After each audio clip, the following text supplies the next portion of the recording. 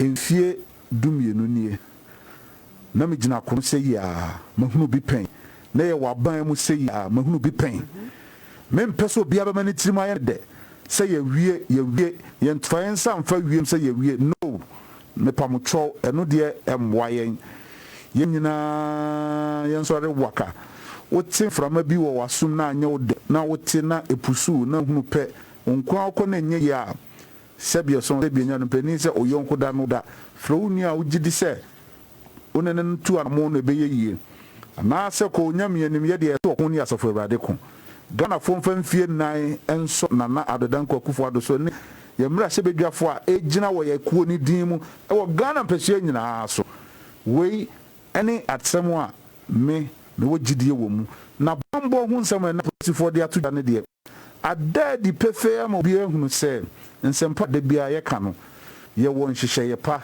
yɛ ba yɛ afia ba yɛ bɛtoɔ afi bia ba yɛ to no de to no kane ɛne de to no ekyire die no asomdue wɔ mu kyɛn de to ne kane nti ase ba esan sɛ yɛ wia yɛ sinkonya yɛ nhwehwemu yɛ mpɛnsɛmpɛnsɛmu na ɛno akyire no yɛ famu aba baabi asinto ɛbɛda di na pie na abambɔ nyansan mu no yɛhyehyɛ atoatoa ma adimu na ayie ɛnɛ yɛde abambɔfo a ɛboro mpem aduasia mmienu ɛna yɛbɛto wɔ mu agu Ghana mmɔnten so ɛne Ghana mmatoɔ nnaka mpɛsua no nyinara so kwan a yɛbɛfa so a yɛbɛbɔ adaka no ho ban kwan a yɛbɛfa so a ntuabɔ mentimi ho ase ne basabasɔyɔ mma mmra a yɛbɔ ntui mmra a yɛto aba no bambɔ ho hyehyɛeɛ a yɛde agu kwan mu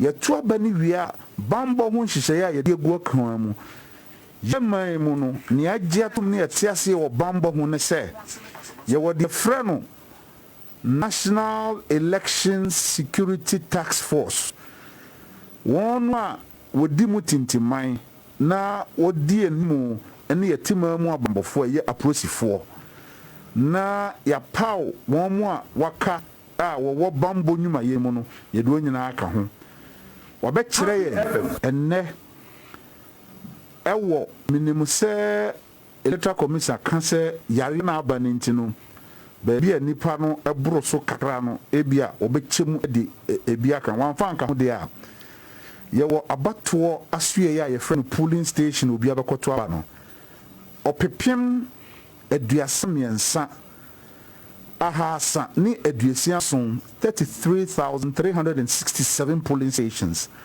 ya yɛde ato dwa ya yɛbɛbɔ ban ɛwɔ saa mmea yi na ɛtɔ so bio no nhwehwɛmu ama yɛhunu sɛ yɛwɔ mmea a yɛnhwɛ yi a kyikyiri pie a ɛbɛtumi de mehu tumi ho ase aba yɛ apoto kasa mu yɛbɛka no sɛ ɛyɛ flash point anaasɛ hot spots saa bea no yɛnya baabi dodoɔ bɛɛ mpem nsia ne ɛkyɛ kakra ne nyinaa yɛ nhwehwɛmu a bambɔ nhyehyɛeɛ ɛde agu kwan mu ɛsiane sɛ Ghana bato asoɛyɛ agye din Ghana bambɔ kɔ anim ntuba Ghana bambɔ nhyehyɛeɛ mu a amaaman agye yɛdi na amaaman nim sɛ yɛnim yɔ ɛno nti yɛde akyerɛ gya yɛn no yɛntena hɔ ɛnyɛ nhwɛhan penisi yɛntena hɔ ɛma mfofo ɛmɛdane kwaeɛ wɔ yɛnim ɛwɔ yɛni so ban bi yɛbɛfa so a yɛbɛyere yɛ ho na yɛaboa deɛ no ho ban no yɛbɛyɛ yɛn nso yɛfmu deɛ ama Ghana nkɔnim Ghana mpagya yɛaba Honorable we deɛ wɔkyerɛkyerɛ mu yɛ paa kyerɛ yɛn sɛ na mpɛ sɛ mebisa sɛ anka biribi kyerɛ sɛ sɛbe security ɛyɛ problem anaa. But I like your explanation, Sebi. See, Juma Queen, you want Bebuno, your former so the Yama. Now, Aboagye Hachemu said over 2 million jobs created. And of course, it's not that or more unemployment if there are still concerns, but it is not at the levels of which we had seen in previous years. Now, about so I was saying, say Aboagye abo security agencies so by pan. Now, I forgot to add that you are the leader on the Parliamentary Select Committee on Security.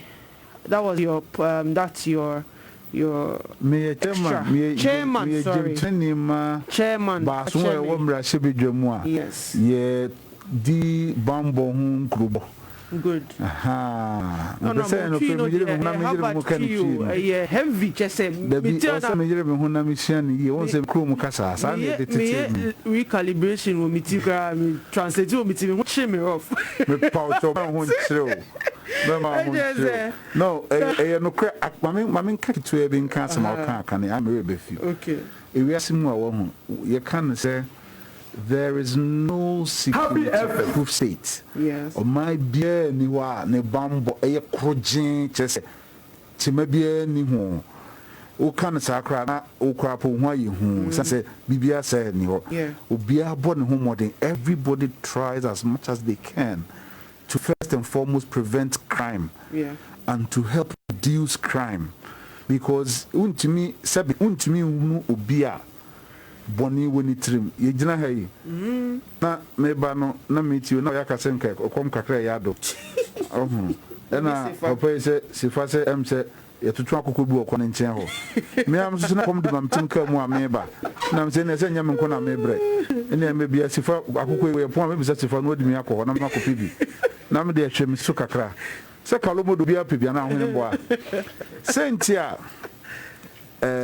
was ye hunu se bambo eyadia etise nipa ya wono onyi, it's living organism brano no na ho chin na onyi enu nti na ye mu bi mu arehemu se ehwe ntutuye ne nhyehyeye ye di gu kwan mu a nokure emma kranhye na magirie se aban yi panin si do ni panin no wonu hwe ye man panin ade bi a atieti ye man we pa na nim se me amanyoko MPP edi nya ene ohempon o free yendi no ye da gombani na enipa bonifo bi efa sabu akwan so eje ne kwa free ne nsem e wo kwan bonne so enipa bi ennam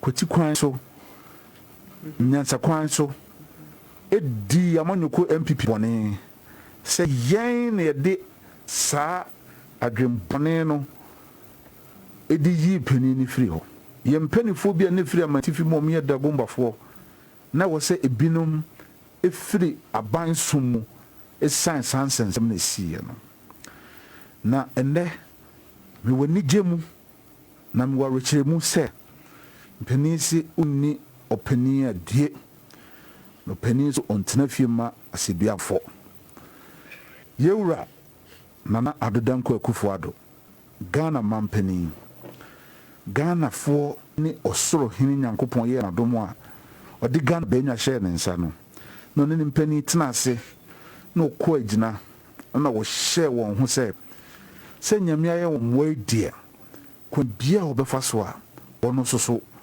obemma ye atu ye na de na da ne de ato no enne ye wo ya na e wo yendia otina himfia abusuafo no ni nyina eye andanifo ene abudufo won ni nyina akabom agentiase agiatum se wo wura osom obedi nachi mini aba sabe onipani a dio na kasa trimopo pasei ene sa da so pasei enke yakofa wo he nanso ye wura obo aboso woni yam o che ne mpani pete se kwen bia e befa so a nyame beso da epa na ota yechi ni etimi ama asomdue abadagbon mamu no ye beya ma abaso ne se ye bona baso amaama mu na ne mfefo a woni won edi mampani e wo yen atoye mu wa bibre mu ha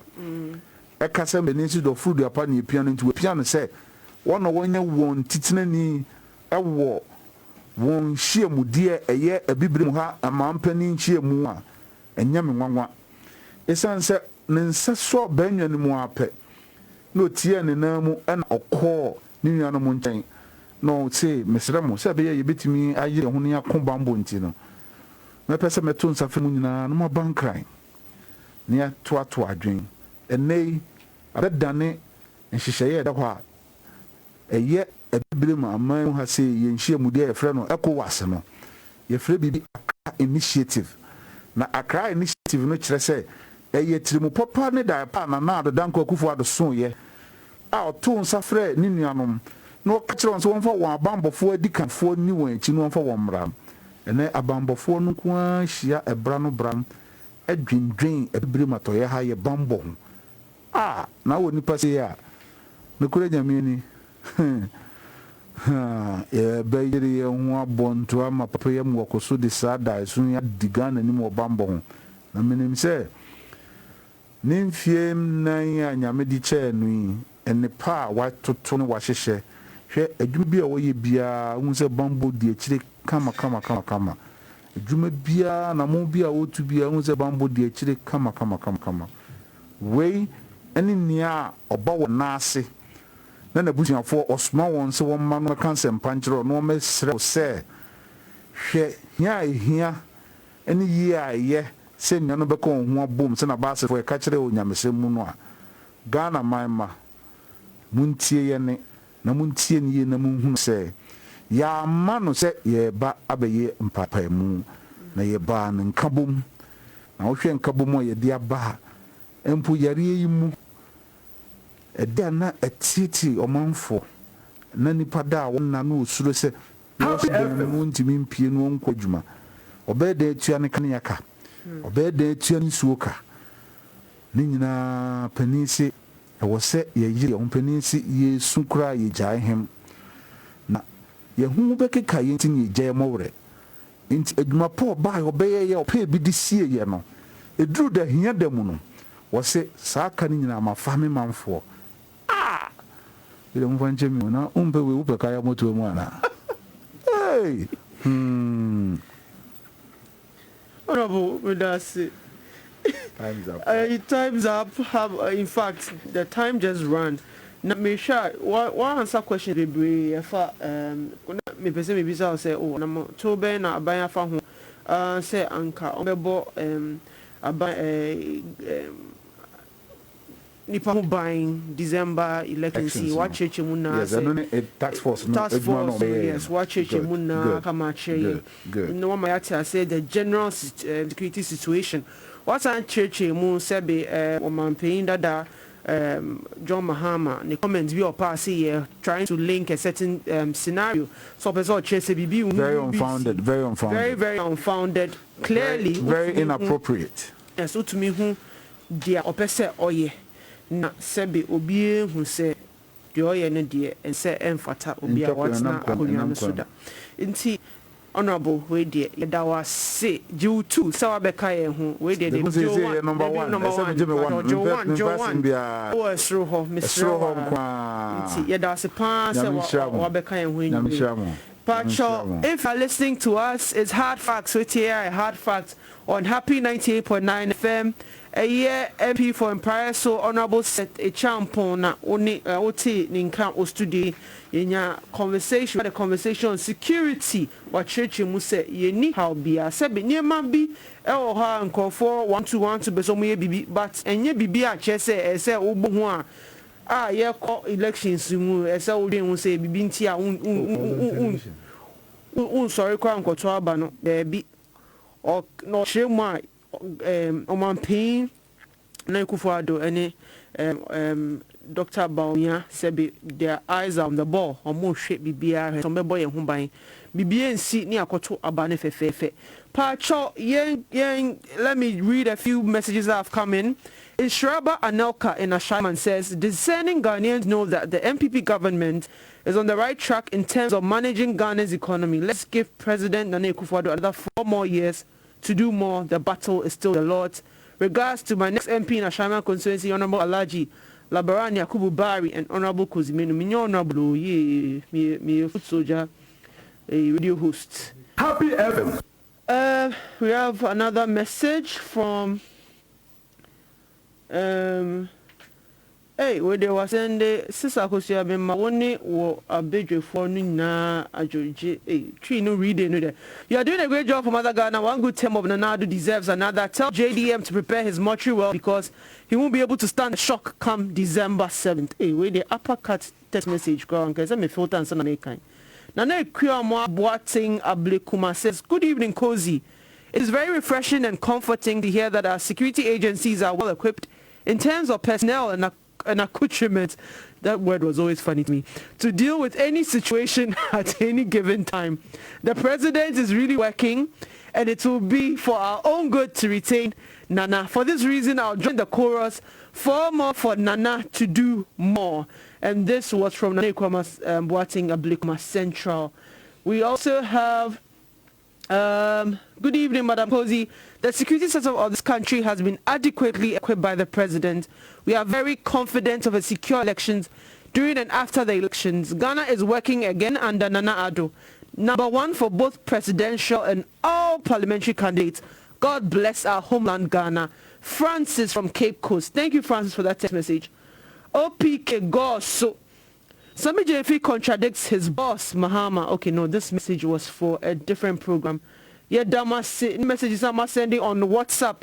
020-222-067. Keep them coming on WhatsApp. But make kind Facebook messages. No, so it be quickly. Trying to Facebook messages, no. Good. Jesus said, John, the security agencies have been equipped to function well, thanks to the indefatigable, competent President Nana Addo Dankwa Akufo-Addo. And that was from Jesus John. We apologize for the technical hitches on our Facebook page. Please, we are back on live. Keep watching and sending messages. Richard Lord Cobby said, great assets we can afford to lose. Great assets we cannot afford to lose any day. Indeed, when great minds speak, the listener's heart is at peace. We believe in the leadership of the Nana Addo Dankwa Akufo-Addo's government. Kudos to Cozy for this informative program. More for Nana. Thank you, Richard Lord Cobby. It's another Wednesday. This is our 4th episode.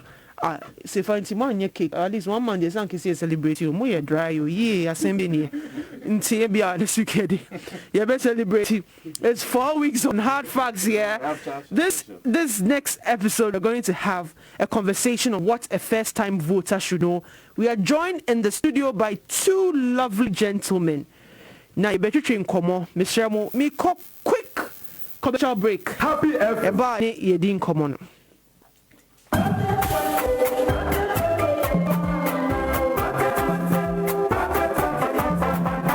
Million Ghana for if you many do so and LPP all the mobile people back here chire akogu and to so mu kwa and free SHS you know we be away chire you know I say wa ba wo beto no I dey to free kese abeba obulu biara wonya faso every free SHS no eno anane all the no na and to so mu arabo mu mama yemmo yenkoso wo mu ban to obama MPP to obama Nana Akufo-Addo no enfie 9 na won fa nye PMO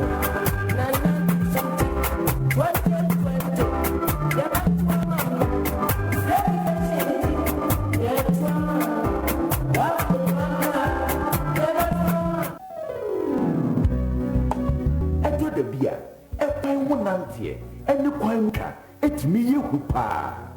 So, Capanoa, she won't say, a way of beer, yet the tutu, and the fita, a sense of coining, make a zebra crossing. And I say, baby, action, make a footbridge, and now, baby, a traffic light is here. Who Tapamuswa, Shibim Kum, Nifa, Nishibim Kum you, Nishamu say, Kabia my, and some looking. And now we dinner baby a casasso. Mitchell Moafu, a brother talking, so would see no, and now wouldn't come up. As I say, when you feel most of it will be open me a shrew, Shannon, saying ye now, yes, dear, say, your boy and Quaco wine, near Sapiano wine, Shannon small, saying ye now, yes, dear, say, your boy and Quaco wine, good Jojo, arrive alive. Sankratui, National Road Safety Authority in the April.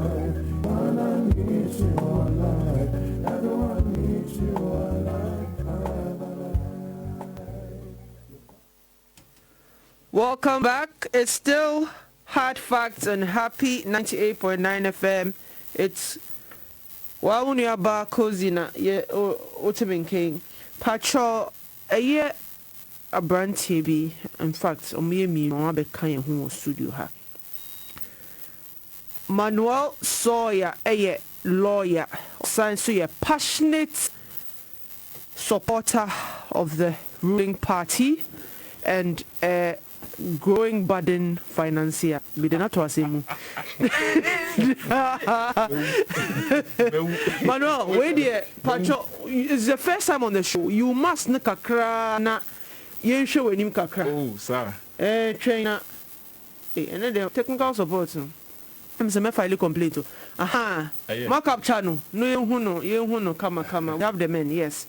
Now, the attending chain, so yeah, Dennis Namano is also an aide to the First Lady as well. He's been supporting the office in various capacities in the last few years. Yeah, for Honorable Dennis Chain, former MCE Equiapim North. We know him on social media. He always uses the hashtag Equiapim Rising. Minu very much. Yes, you know Equiapim Nifi. Latene de men come but uti So good evening, gentlemen. Thank you. I know it was short notice calling you, but and then Koma IBD is simple. We're going to talk about starter pack for the first time voter. What should a first time voter think of as he or she goes into the December 7th election? Now, before I start, Mano, pictures be better me phone so say say and Wako bought a Jume Bipa or Ayawasu West, sorry, my Lydia constituency. Ayawasu West, the HS at Damakuma Swapamano, they send me University of Ghana. Oko University of Ghana now team November 21st, my Lydia, a yani walk no for same energy, vim now modico all the works no, Yankwaso, Ewo, Ayawasu West, Wako Legon, now what twiffy. They go on now cause now baby because still that constituency you would have at least voted there whilst you were on campus. Mr. 21st dear. Say moko na Manuel opo ye edwuma bi na edwuma no mehwa che say mehwe motorbikes posters na ohwese na koy crowd John Dumelo hu an ye mbehye na say na Manuel ye candidate na say ma leader mehwe was wa man ho ahye na enwume pacho what was the beautiful gesture you showed Pacho Cheche mo check mine Akosua me was me for anadri na enye bonibia the coho me constituency I also west warm yes inti a constituency Damakuma so papa na say wa wonim say ye ko abatoi I was so bia keka no ho Happy FM. E wo nsem no utimi eyi kakra dia ma wo party because so I would say a election day, and wakadi a would be called, and I would be a Jumano inti. And I say party beer anyhow because say when ya Acadia Manabrosoa and Unti Mobia Amphibima. So what bemo position more. You can never have enough logistics. Inti yes, I miss you. And yes, and because you know, not say ye call or Cocosia, I was saying Mrs. Kakra, Yankupon the Isham, the Mrs. Mede Eboa. Inti me call ho ene because me si me de kakra koboa motorbikes any yenoma ba ko mienu bia be kan ena nia wo kan so health work na e baso no so e bo mama ne say 21st November e be ye health work bi me catch mo say eda no ana ye ben eda no omo mama so nti say mo am bi e wo ho a metimi di aboa e be honso a me hye ombo say ansa da no be dunum me ma on t-shirts makomako 1000 the abomo say be ya work no yetimi akono kama yetimi shake constituency home because I wish this time constituency ho Ayawaso West na campaign no emu aye de wo hwe ne ekoso no wo hwe ne NDC for eyi no na e kire say ye na Ayawaso West ankasa no e MPP for a stronghold nemomu no every 4 years ye mia ni na ye mani ko itimu anase ma itimu nya say ye stronghold no ye mia ni do sha 4 years ago NDC for the nam say oh this time every 4 years be NDC for two when this Ayawaso West also say that election meji 4 years ago and abu year sign na ye papa honorable Ejako nyame enfa nkran sie and na otimi bie mu ankasa e chon say Ayawaso West a no-go area for NDC. This time, some wasaba, omu twatwa na omu ye say omu be seat. Nti ye twa omu. Na candidate NDC omu candidate omu de na aba no. Obi ni MPP mo be underestimate obia because politics yenye ne sa. Na emu no na yempe ene say NDC for the candidate bi beba. Onu fu say aso no so nti ne opebia obeye ne opese okebia obeka eno de efata Ayawaso West for di ehu ni yebu ye ho so. Nti yempene ema obi a sebi wa we new to the constituency yemma waba ho na afedie ensem keka adano eno na se eno echi se okoka ensem bi say Aboagye koto no awoti yo Aboagye koto no video no na oguni ni wase poto o se Aboagye beto no obi wo ha MPP ni wo ha no wo nya adwen na se onu fu se ukowie mu a ye be chewabo na wo hwe nipa ogina ho o se ye be pewabo wa school wo se woni bi wa na wo se wa school obia wa so koi na wa na wo se woni bi na wo tena ho mebuno this time ye bon to say mebunu ni mabawa enko enwura amanyose mu na yama wa kwenya se bidi be ye parliamentary candidate o se obechi obabo no na o hwe no me sremo mabawa ne emrantia mu Ayawaso West me mma ne nada o saa kwa na o ti na o ka se munko ti obi mbu no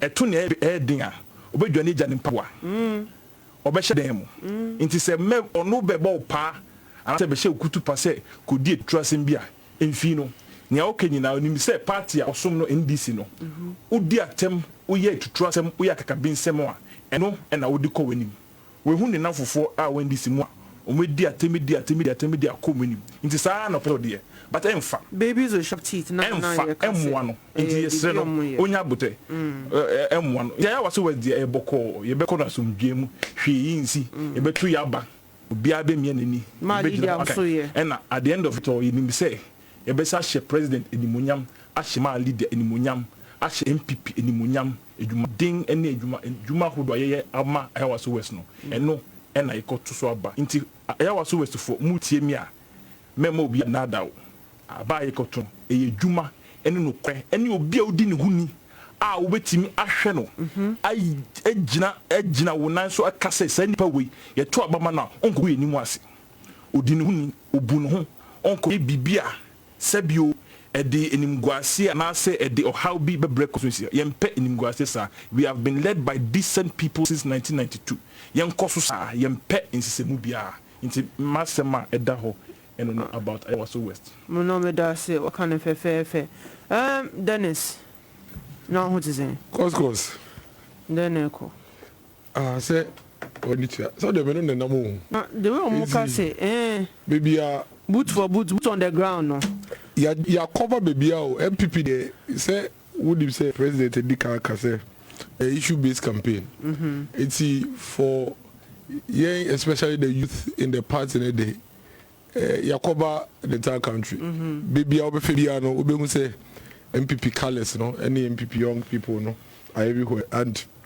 say na ba no kai no ye kono NDC style ni bi a pure issue based it is a pure community bi mo a dia omampani na drank Akufo Adwaye any dia opese oye toaso any catch almost so mo hwe no mo find them front so far so good baby akonyina em say Ghana for omo won kai pa omo kai bibia omampani be fa oman ni free any baby odi ababedru and almost sound so happy ever. I say so caso be ya oye nti no dia waka say to obama ni biom in December 7th 2020 a obeto aso aye no say Ghana for bebre agya to say oba obeye nti asenke na you gidi pass in the next 34-35 days e be announcement there na Ghana for so the 4 years aka ho man na Akufo 4 more for Nana, 4 more to do more. Nasa ko si owa unim. Baby, I'll be and I want to do it. No, me Coca-Cola Central, me, I made the menu here. Exactly. Now what to say? Honorable Patrick Boama. Now, my cousin, Honorable Patrick Boama, the Parliament near school, and Kayaman in Tre. At the end, now on Tre, how Chessy managing constituency. It's not easy. You know, the different structures in terms of the strata of the society there. Into also, no beer in need of form, so humble, so approachable, so affable. Na yes, I said, maybe I make a chain. I'm simple. The OEDM say fashion booklet. No phone kind, no moons. I need one go 1 time MP. Na yes, say, yeah, call about we moon. Obia Ekika Obi say Coco, and now Kobu Obi. Then na Obi Obeso call a parliament. Ako cafe. We know who said on Twitter what your apology. Oh, and for a day, ama ne what there no pan and run ne. See, Mr. Hadiana dear, you were on John the Melody. He's a nice gentleman. Yes, in the acting dear. Why are they womb? But about Manuel Sawyerr, you have to add a certain level of seriousness to it. Because there are different people who look up to you. Who can't assemble kwa obi ko diche no koya. One doubt so. Inti yesre na obi anko bobi. We are voting based on issues, and that's how it should be. Ghana, you're now, let's have the conversation. Starter pack for first-time voter. Manuel, in fact, the research shows a little over 1.3 million youth are going to vote for the first time. 1.3 million. That's a huge figure. It's a whole constituency. One should crew. Now, said the day. Na omunhwe fason to abai Kozi answer na mechance na wo se bo wabaso ni edwuma wo ye e wo ha ene Happy FM Manuel and the momo say Kozi anaju de bi se wa me watch na yeah Happy FM ni wankasa ni hard facts team no edwuma di amoye bo wabaso na honorable MP o kasa ansa na yeba no so yebo na Happy FM say yi pa na ye bompa say some o kan Ghana for betie na so pem na e dia edwuma e de tu ye hofo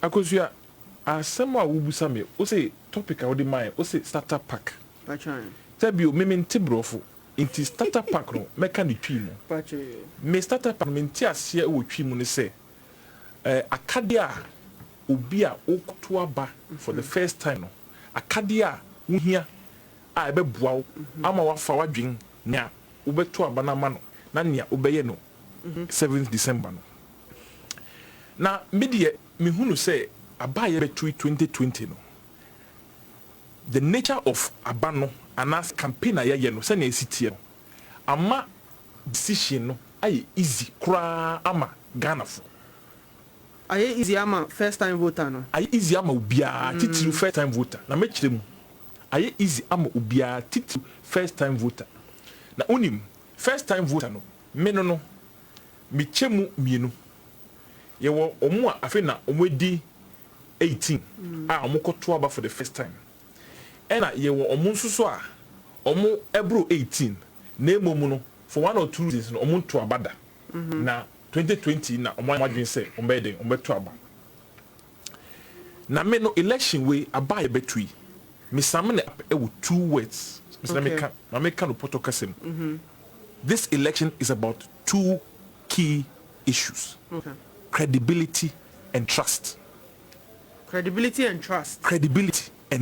there no more drink credibility and trust good credibility and trust because credibility actually say ipa kroa ohwe ni niye nisu ene ni ban a obetimi akasesa nipa wei oyenukrefo anaso ye obi a menye gidie woni mu a menhwe ade trust enu no agidie no na enam sa credibility awo no enam eno so ena nipa no be na adwen se obenye gidie ewo mu ana asemba ko bi wo ha ye tie ye tati ewo ye mabeni na na do dankwa kufado ye tati wo nanom o say sa election we are yekoi esronko in the sense the first time yenya election yenya nipa mienu a omu mienu nyina atena abenwa no so epeng Nana Akufo-Addo president 2016 yetu no so aba emano ama obedi en so 4 years Yera President Mahama His Excellency 2008 and yetu ma NDC4 and na ono so be vice president ono akodwa nenum sebe say or the luckiest vice president waba and am say President Mills ema na kwenya mani ye dwuma nyina yes and na 2012 Happy FM Ghana fina de toye ni a President Mills onya ne baby call ya President Mahama ebedi so 2012 nso ono ase Ghana for etu ne so aba ye de call court to court egitu mu enti sa aba ye kotui soronko because say nipa we on say Ghana na say voters in general nya yeni me say every time be ekoto aba no akandifo no titiro akandifo mienu no eka ana say ehye say mutuma mia say ni na metimi aye na enam sa no ekono sa dia na ekire say omonum nsem nkwa na ewo say nya gidie ewumu na ye de fa adwen na mo no this time no enya omonum nsem nkwa wo omonum nsem no ye de beka nia adwuma mo aye wa bemuda ena ya hweni nyina asoa ni nyina ena e dia fa ya adwen enti for a first time vote and also be ought about for the first time this time simple you vote on records and on issues. Both of the candidates, you know, me Minyanka, NDC4, it was so omu nyap jide o mo record mu. No omu onu o mo record no. No mo de body rule. And yes, make us oh, and I me say, na say me ba, me ni say, manya ni say, but and yes sir. Kase say ni say na me ye anko yie inti na Ghana fo eto aba etia me ba me ni say akade no ebi ni de wo hin record of NBC President Mahama e was so oni e di body rule no simple NDC fo enfie nwotwe NDC fo etina abem no e de mpoti na mudi ja Ghana fo first time voter no ensem a media mi susu say ensem at least me bu mi kompo kochi ehwe emma me koto aba for the first time no na edoma ba ko mienu anase mi nse bi na e makoma so edwuma se menya edwuma aye anase se aban no ebe create atmosphere anase e de emra ana hyehyɛ bi ebetu akwemu a enu nti mia mpese bi bie mia medwuma metimi aye mpacho Mr. Meka NDC for record on the issue of jobs. NDC record jobs last week so Dr. Gideon Bako kasama former Dr. Baumia betrechi mu nieme si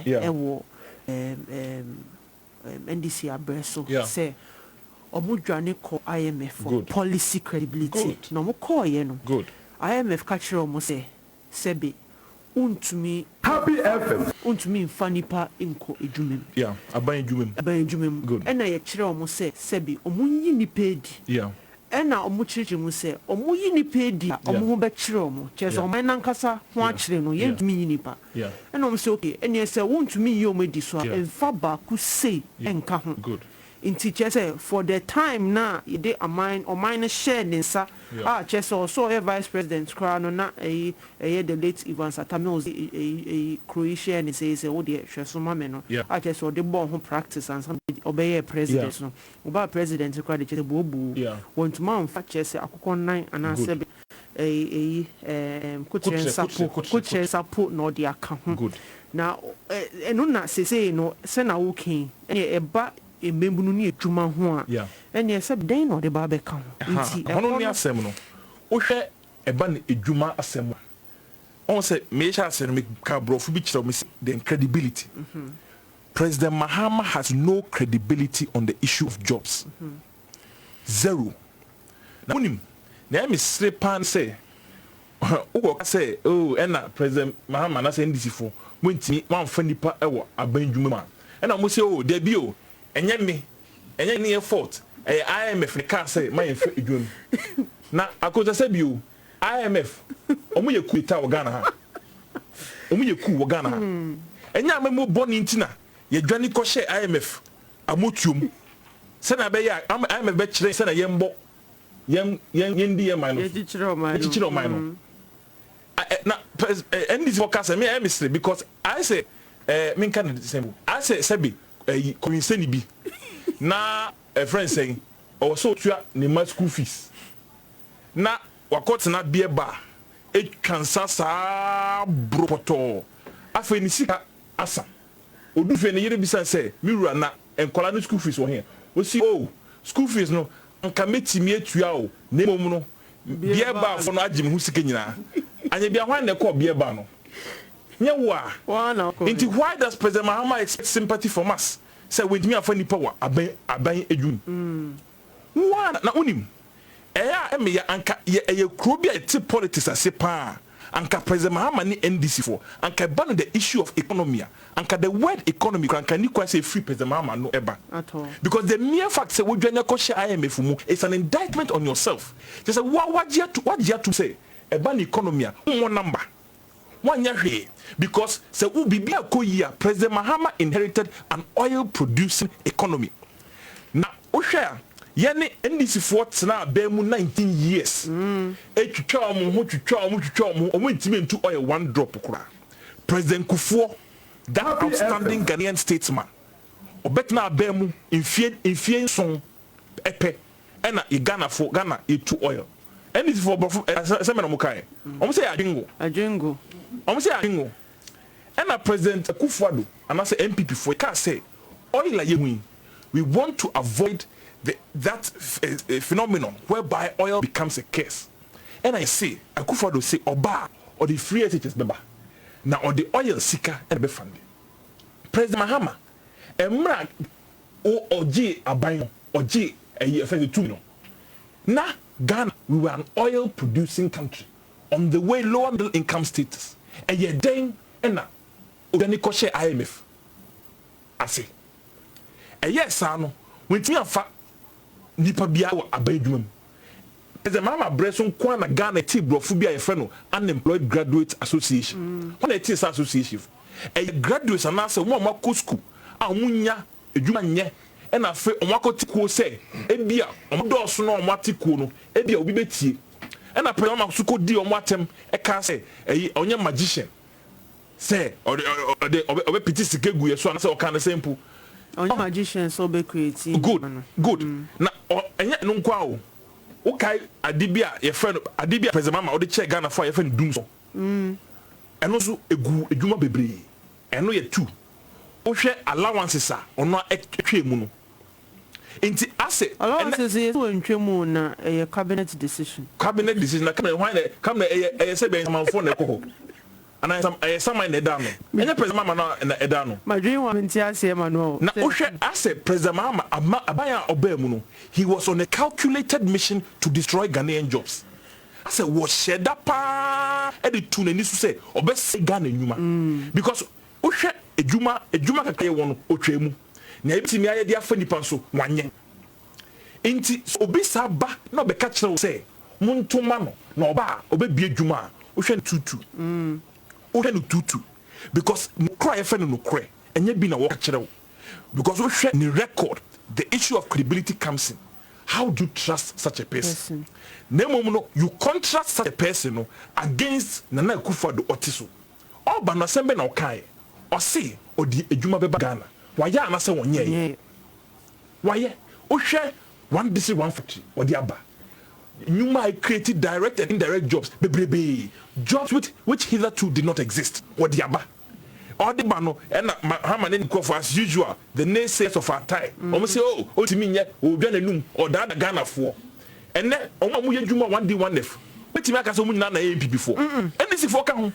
We try no Nabco, you launch it Labco, no Omano Mukra Banano. Yes, Happy FM. Apparently, 3 were identified. Yes, as NDC members. I was 3 NDC 4 MPs. And in Omo lobby. Say, young farm call for a farm conversion. On farm share a DM. Obia farm man can bet you could be say, young for being. And Akufo-Addo, which 1D 1F, my boss. o hwe say wetime yi Ghana every IM him wa fa nipa bebre say kwa fa over 90,000 fa police for or fa soldier for or fa immigration for professional hwe yare body e ba covid anka ye ni sa professionals anka e be ne oh na was nyesa wa form keke wo ma makade hwe police for wa ma makade hwe health care workers wa ma akade o hwe eyi nuisance taxes and I say to ahodo a NDC4 na NDC4 the economic management, the lazy man's approach just impose on say taxes nko na ebu maya and can make kwa minko school bebre no and can come to be obo maya because NDC4 approach any Mahama approach and say yen taxi until the person can pay no more, including Kayaye. In fact, ayi cry yan taxi ayi cry yan taxi so we need that the chrono yan taxi yeah taxi oh but you need a government obitimi act na ho adwene outside the box develop creative ways of raising revenue. We have reduced or abolished about 15 nuisance taxes. Yes. And ekum Ghana and konkre dwumayefo. It is the nipa sa eba no catch ambulances are there about one constituency one ambulance. Ambulances aim for the ambulance and drivers. Your fat drivers be there before Akufo became president. Now Ghana as a country of 30 million people, there were ambulances, functional ambulances, paying 50 something. And then Ghana in one fell swoop, President Akufo at the ambulance and Maku over 300 up Ghana. Now some ambulances, they don't move on their own. No. Drivers have to be recruited, technicians have to be recruited. All my health professors have to be recruited to man those ambulances. Plus a little expertise because Okofa nipa say omoyare ni ade. What you say? It's the nipa sa catch them say obema we dwuma. Ayi bida. Obetimi ayi bim. What you say? It's me asem de esem na me catch them say me sha say me da me nua emmem. Na me dey sha say me catch them say this election is about records. Yes. First time voter. Yes. Credibility and trust. Yamana ye easy amount. Any si for Adum Ghana for. Omuko fa nipa foforo bi ba ya nka bi ye nya bebre nka. President Mama de ni record e wo na power da ho no. Ye be bossa kopem 7 December. Na enim say ye be to aba no kuram based on records and issues. President Mama stands no chance in this election. Zero chance because Ghana for be no be da dance say ye de edwuma ne hye ne nsam wanye hwe ama Ghana. Happy FM. Akufo waye bi inti yempia no yonko 4 more years na Ghana yemfa yetuma pa infra. Menuamrem. Manuel, thank you. Manuel say 2 things going into this election: better credibility or better records, and most importantly, trust also. Now, offer or campaign that said the record da ho. Na yen kra yen nim hwimpo mbemru amutie. Coach B ba Manchester United near friend David Moyes. The Moyes ba Manchester United records are na ya cherish for years and decades.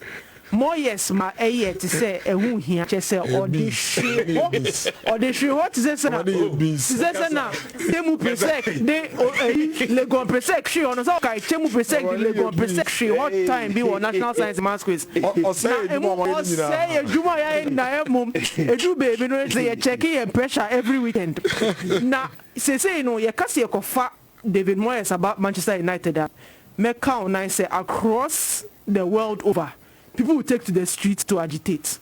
Now, say football in Pono, Okofa coach sebe wambua. Nene amanyo sema upe o mampeyin die. Sebe obi a wasat na akonyano so die. Ese utumi share niema waye. Na die susuno. Na odi compare de ote akonyano so sesi ano. Na we bisa say dia obaye a oka say obeye. A wentuma ye. Na de oka say maba we na me ka say mo hwe abano so ntoma me ba enso maye ono ene dia we ntoma ye no when na benyim there are 1.3 million youths who are going to vote in this election. These are the things that have to be up for consideration. Dennis Mamisi say lawyer wa born semni nyina fa na waka semni na o lawyer how bibri wo beka bi ya me baba ya de say the lawyer can na namide ne details ne kakra dey aka ho. You see, for the first time voters no onka na ya NDC for the other one because omo no here NDC for no say omo block omo from hearing the issues It's in your first time vote be a best show. O the found no be 30 minutes for me next year. O my Ghana ye woman. Ghana ni bia wo ho kwan se oto aba. Abato me no pe enimra Ghana ni bia to me directly. A contribute to ye yamayo semo.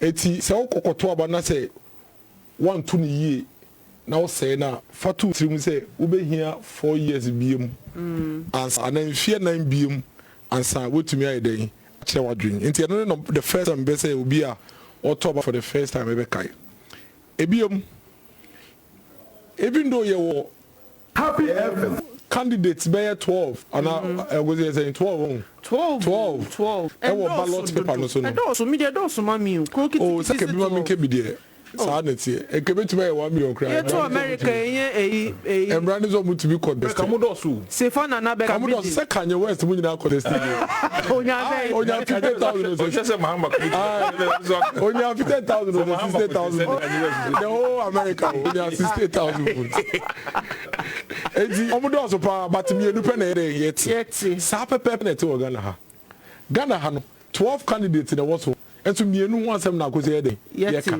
yeka na abana ye kwakoto no ye to abano ama omampeni na nadodo Akufo ana say omampeni da John Dramani maha ye di ka democracy and political party okay sample for me ni nyina eduoma we so pen omu nyina omu eduoma we so pen enti very important say ye kwakoto an ten na lawyer kan no ye di records no be dey be ye adwuma na meme de me fa lawyer nsem you know ka say credibility and track record omo register 1.3 million na me say easy ko mo target 700,000 na mo tumi akwa akopem 1.3 million na utie lawyer emu fa kakra ye omo abi ha ono we pani pa o but oyena dwen so nto aba nti obeto aba omo de mejo omo lawyer nti omo nsem lawyer ye de akamo mo me target na kosi ye omo afra omonya 18 kwa akopem be 22 na just 22 for na omo 2016 omo ntumi a sheda nto aba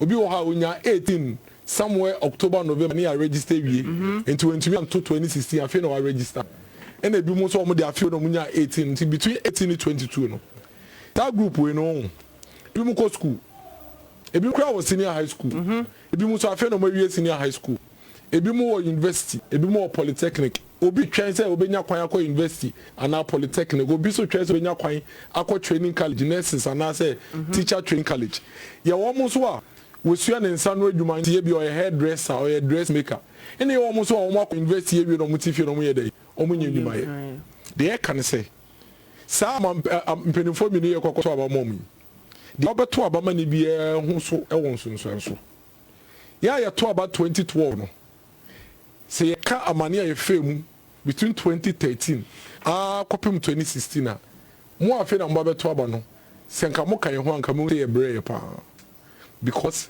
every 2012 about where to ye no ehun sunsanso ne say edu baby no na de bia na edum kan anka me no kase yakosi anka happy FM anka di generator na so na se me fia na me be kofia afi na be frame re na phone say na kan ye ofia oh now kase ho na se na ka che se kan ye ni wa na me so ne Happy FM na anka me dada o me kase o kan wo ho e to me mutumi dada e afi odu no mu na se oye no kinana na ka che se kan ye any word ya na is okupe bibi atena Champions League na ebu Barcelona etu na they share Champions League because aware bebregu ye I'm telling you aware bebre egu ye because na ye we excuses I am from they to so mienu inuma so say because at the end of the day no say Happy FM for better generator there na it's almost cost of running the business be cost ro e some cut down staff enti ebi mu so ye den kofie on mu ni adwuma ye na wo ko school tie wo de nie se wo yo bia wo senior high school ana se wo nua e ba wie GS Saba senior high school aka se mpenifo mienu yi akoba no o se be ma senior high school na e free se ne be ya 1500 Ghana cedis ni 2000 cedis na ye ma me no mutua a ye mu bebre wo ko ye fia ye parenting nya na ye brands ye tumi akọ me ko secondary school me ma me no a teacher Akosua de tie ne say every time bia wo loan. It is the first time you acquire just what GCB. No, I call you loan. No, the make into 2 term the end, no, 2 be a quarter and a half. na wase agibiem na odibie tua ne loan na de aka no de obetua fees na me na me de ko school wie ye wo bebre o so mo ntumi ya dey o man ko school o man peni hwe ye wutie dia lawyer kan ye na e mo man peni ka say ye fangu sika no o de be hwe ye man no mo ntumi ya dey ko school o man peni dada o mahama o no so wo ba paper no so say free senior high school ni de enya de papa na ono onhu de enti ese say ban bi no be face ka say o de tua obi ahoka nti ono ne na ban de omo nji sa free senior high school ni in fact utieti almost sponsor advert kra eyetia free senior high school policy over 40 years ene o man peni na na don koku for the number 1 our first time voters e what choice options here beto ama no muntie ni yo or the free senior high school aba ama Ghana ha akolem bi eni wo ko secondary school otua hoka ehun so ne say nkola over 1.2 million and o motumi akọ senior high school yibi for free so we compare previous figures say by 400,000 of Ghana form baby there and can you free senior high school and come okay from where they uncle school it's so a first time voter who are the choice between the other free senior high school aba ama nkwala 1.2 million bi akọ any dey also on don jindi enti no on pay free senior high school wakama ebimokrate on several platforms say one hekro about be dey obe review no lawyer for the betumi akire mu review ten o ma bebre e chese metumi atwam e chese metumi asesa na ni so but as we speak now as we speak now free senior high school ni ye adwuma ma ye ma no ye nuanom no ye nua nketewa ene wo a we first time vote bi a wo form 3 no unya so mfaso de to so menu ye o mo university I was university for no ene student loans na no mo gina na edu ba bi kura no na ye hu so no ye balance ye betumi access no and then under man penny na na dran kwaku fodo no ye number 1 we first time voter o options o beto ama no ekita otoma no wa maside lo na ye emre obi atumi dibi ama wasa so to sikanim se say nam 1500 akopem 3000 that they ye ni desem kra no say we first time voter ti o man penny na na dran kwaku fodo say ye to abama na e fitness ye kono wa wo pelo ni bia no hia garanta bia bio enyo bia na teacher ni woni fie o enyo bia na aban du me ni woni fie obetumi nya na san ayi den ama no and because of that me ma me down for bi me wo legon 2003 me ma me na kopel na down for na o sign me student lo enukra no agosia me kopel level 200 second year as a mini obi asama because when they go kwasa yamo osu I grantor no it was difficult I come movies of grantor na bia I didn't have a grantor when I was in the university she had to my mother basically had to beg at some point even had to put out some collaterals before na down for bed e be sani o man penin na don go for this oba e be dey then so ma me abro wa bre pa me kan dada o send ni momo every day good and then grandma say no I send me they to so mienu for the university students we are first time voter scholarships ye nim baby e wo Ghana ha ka say university for scholarship ye nim baby e wo eduru baby no office no wo range go baby obedu wa kra na ya to gate na ho fi basa and then scholarship scheme no o man penina na dan koku for do man na emre ama ye omo de about district level mpo me district as MC for the first time na me ti akonye mu as MC na Akosua me a bitumi tena office work I say anye hwekura no minim say last year over 95 students or university e we kuapem no there omo nya scholarship ni bi omo bi eni wa fa ka bank kan interviews cry a for these students in now ba interview no district level and access to the university. This is the choice that the first time voter has to make between their or no buy na scholarship yen baby or any their or buy or the scholarship or buy a personal so a district level. They do what even with scholarships about get fund did to our website so Emma Obi or Tini baby, I just say you don't need to know anybody who will go protocol nothing. Apply here. Me a witness. Me a witness because me show him even me municipality could do baby no. Na nipa 95 now. Na me work as a quota no kana me nyina. I am telling you a do baby no. Now the number of applicants for scholarship no. It's so. I see in quota scholarship secretary de my district. I'm telling you. Wow. That means you are not meeting them. No, we didn't meet it. just say na ebi mu njin di say no kre na ebi tama e ka so bia nko apply no mu njin di say no kre nti tama ma den ba so say no kre no na etwem na numbers na less ufri wa abusi o say me no ka say you were a lot of first time voters so mo use compare mo teacher training any nursing training and no mo parents in this committee mama penny jo mahama o say mo nto abama no oba ye no o say sika o de betu allowances ama teacher training and nursing training onya into a day otwemu ene se wo yo bia wo ti fia o person call nursing training and teachers training na the catch one say wo mampeni bi oba ye no sa nursing training college for allowance any teacher training college allowance e wo ho fititititi no o mampeni jo mahamba betwemu o mampeni na ekufa do ba ye no wa restore eti wo decision no e straightforward so wo yo bia o person call sa colleges bia de de wo biom lawyer eka about Nyuma. And this phone be some every time say mobile no what you do about employment. Na omo to papa so. Na say na me say one of the MPs say cause omo creating 600,000 jobs. Ah, and you want to say 1.6 million.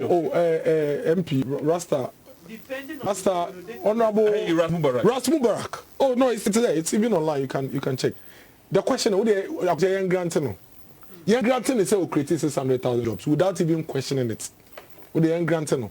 MPP, you created 2,055,000 jobs. Baby, each of these jobs are coming from. Between the creating 600,000 jobs in 4 years. In 8 years. 8 years. And then they are creating 2,055,000 jobs in 4 years. The decision is straightforward. And that is the hard fact. Yeah, no, it's straightforward. NDT force mobile created 600,000 jobs. Yeah, question. MPP you buy no, you created 2,055,000 jobs in 4 years. Yes, say wow, your first time voter no.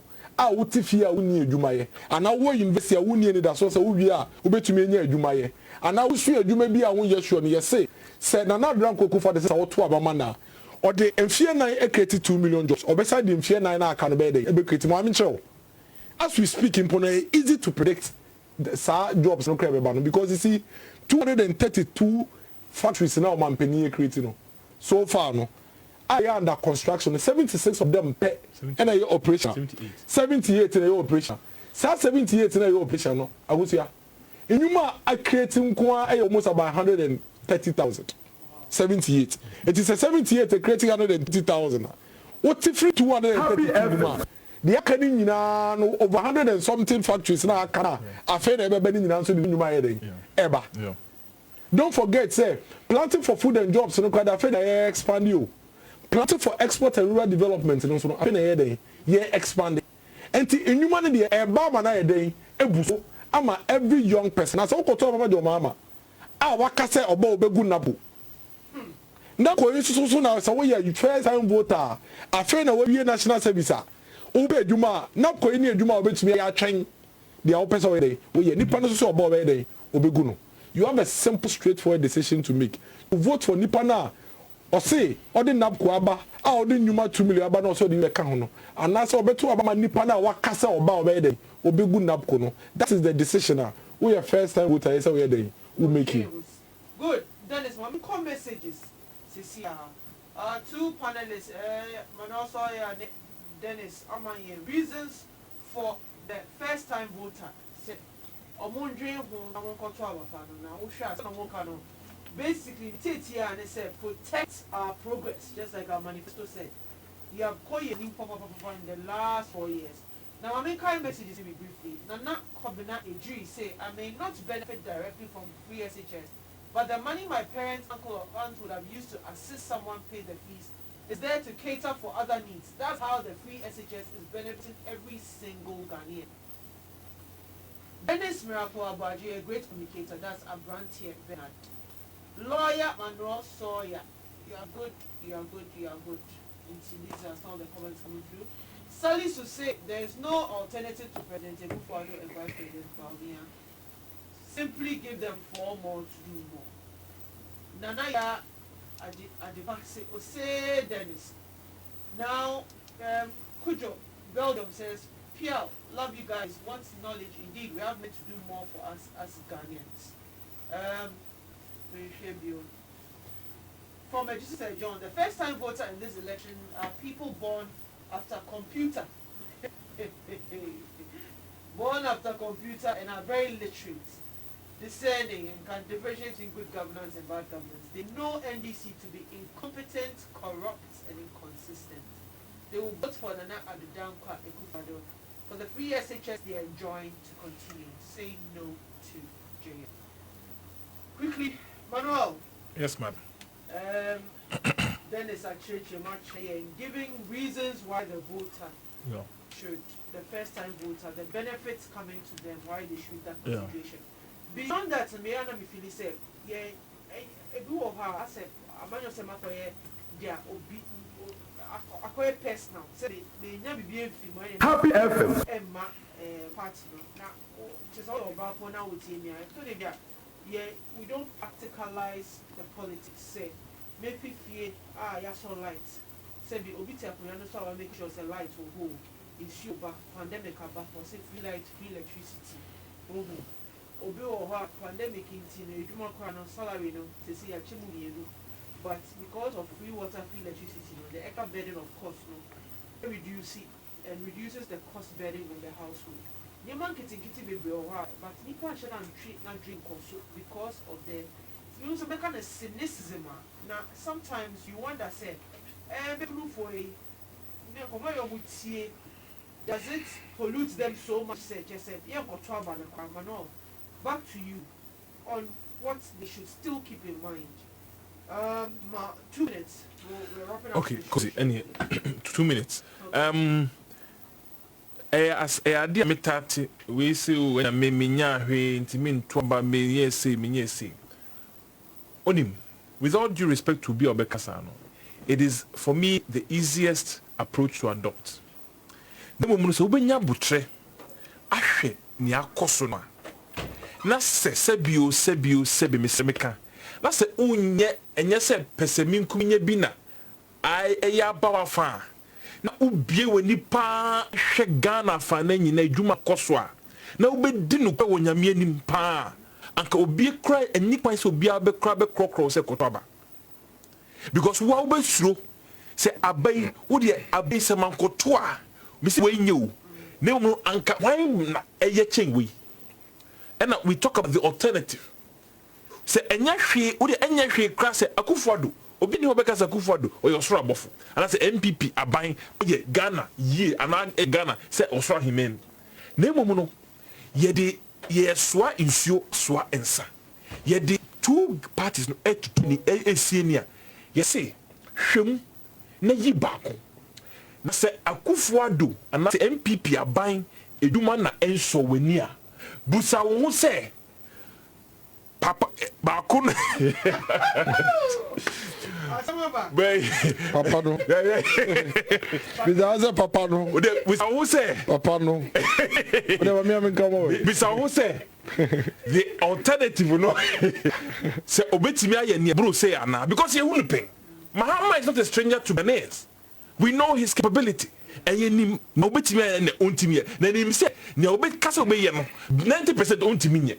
I don't know what kind say abahedu abatomu a ye de no kakra na ye tro kakra na ye de frafra ye de frafra what you say into my message to first time is simple minua akan fefefe Happy FM ani napko me sanya me hu ne say President Mahama nyime mpengu se odi kunim December 7th na say ye swano into office 8th January 7th January 8th January we go free at Napko 8th January, President Mahama be good free because President Mahama ko kan baby say Napco no and you can say before the Napco etu because o you so brofu be say communicator the brofu bebrebe or say Napco no a temporary job enti a sustainable job. President Mahama anya bia temporary no create bia enti bisa o unemployed graduate association na President Mahama incompetence no so no e ba Ghana no and you be on temporary job and come pay. To me, IMF for policy credibility. IMF no, more number in the share IMF. I see. Maybe they say Ghana for and as a first time voter, me busao. Between no job and a temporary job, which do you prefer? Exactly. between no job and temporary job. Which do you prefer? President Mahama, or no dear, because you say, oh, you're such a visionary leader, no, or no dear, permanent job in Kwano creating, no, and you be a permanent job, a sign no creating. Now, you be temporary, so creative, na. It will be good, no. That's the first one. Second one, no, and they say, Obi Free teachers, 8th January. One day, Grandpa. Now, one year like a cracker service and a crowd begunu because on President Mahama say on any running mate no echo say professor mame na jim upopa jim omo ka say na omo ba on say I say there's so much confusion within their ranks we say ye begu double track in 1 year we see about ye begu no. The reason why we have double track is because of infrastructure challenges. President Mahama odi two no baby as o si square Ghana we as obi si bi da no. Or patch let's say oba abemu na say ogu double track no. Students and say school for mo second track no. On bedding. Why ba na into the fie na why ba enkobi. President Mahama has no na odim. Ode ye betimi ye say the channel crash 2016 ye call election intina omukika ne omuka about fear chess no ye fan channel na omudi nkuguo no kra akufado edi French airba no as mama say me no kai o se wono as a president na say our access to 2 billion cedis within his national budget on fan free SHS o so wonye ni didi be krono he has not kept his feelings of free SHS as a secret. He has revealed it to all. Into what we are first time voter no. The choice is yours. Midi by we no simple. Obianko to abano. Mr. Your destiny is in your hands. The destiny of this country is in your hands. Do not shirk your responsibility. You are a patriotic Ghanaian. Stand up and be counted. We have the naysayers, the pessimists who are treading the length and breadth of this country, spreading fear, spreading panic, spreading falsehood. Do not listen to them. We have a message of truth, a message of delivered promises. Choose this day whom you will trust. Let me then say, Oko tuaba 7 December. O sorry pa wako. Umpeso aso baby oko tuaba fa u brown paper no. Na wasum na wahwe number 1. Nya wosoro ho no. Memfa weni hwe baby abium. From number 2 eko from na obi ni ho obeboa titiri number 2 no. From number 2 to the end. Obi ni ho obeboa titiri number 2 no.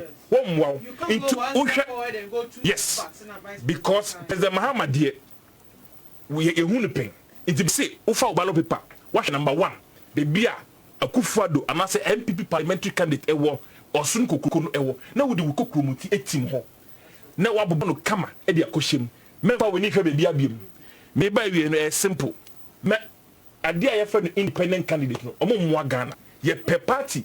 And as a candidate, parliamentary candidates are ombetimi edi aban ayedwuma amaye korenim. Into the last thing I will say before I take leave of you, and they say, Bacho, ejidi for muntie, Joshua 24 verse 14.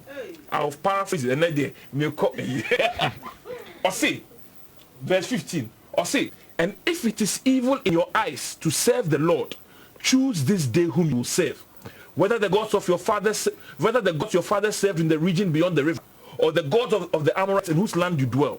But as for me and my house, we will serve the Lord. Ghana for Yasudi simple. Choose this day whom you will trust. Choose this day whom you will trust. Credibility and record. But as for me and my house, I will trust and serve Akufo-Addo and the NPP. 4 more for Nana to do more for you. Madam Wasi. Choose this day who you will trust. Manuel Sawyerr or my opinion, what's not so, what deliver on the promises. A chair will say, your canoe, you know, nobody swings. First time voter, but we need to hold nothing. We are so, and I just said, he went down to Williams on us, literally. We have enjoyed the submission this evening. Manoya does about Dennis. Aboagye. Abane Kwakotono, mitie lawyer quotation between the kingdom of God and kingdom of darkness. Between the kingdom of God and kingdom of darkness. And penny for me, no, Bako Yadi, Bako say, now, first time with this, Sherman, me demand some not baby, I don't know. The American, I am in Namabo Mitimuka. Or Mampeni John Dramani Mahama. Or in Amayuku NDC. Near Monka, some of the back room almost saying. The Omo Beton almost saying. Teachers allowance and nurses allowance. Happy FM. In fact, and no, me, my mumu, you know, call EB training college, Omoji allowance.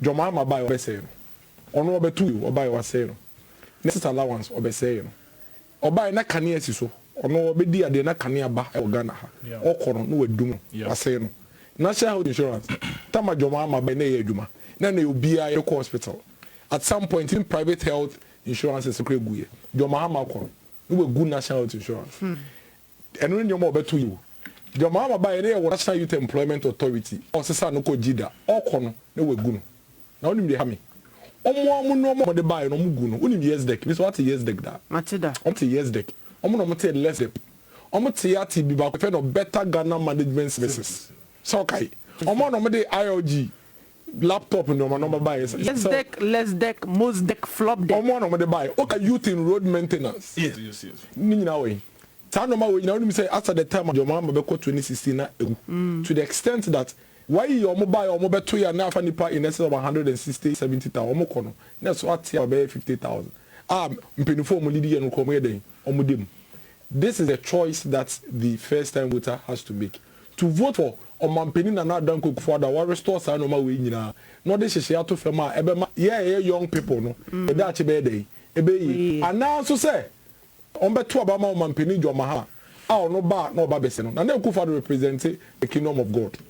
Omampeni Joma ha represent the kingdom of darkness. The choice is easy. Is that a literal translation because of dumsuna omanu ko mu na darkness ade bia ese ade una musumu a opempem de wuti pempem ona pempem darkness egu health insurance darkness egu etwa teachers allowance mu darkness edu dumso ba kingdom of God no restore teachers allowance a restore Kania, kingdom of God edi nyuma ba, kingdom of God edi napkuba, kingdom of God edi no mapaye den ba. Eto utuma na nare dan Akufo do no mawana, utoma kingdom of God. Utuma obufrobi a utoma kingdom of darkness. That's Akosua. It's Hard Facts on Happy 98.9 FM. Last hour has been with lawyer Manuel Sawyerr and Dennis Miracles Aboagye Yedin Komafa Niema. In Bebunu 1.3 million register.